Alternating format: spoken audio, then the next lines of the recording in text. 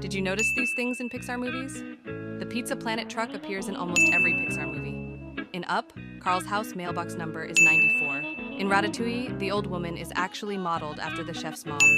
In Wall-E, the captain slowly straightens his posture as he learns to walk.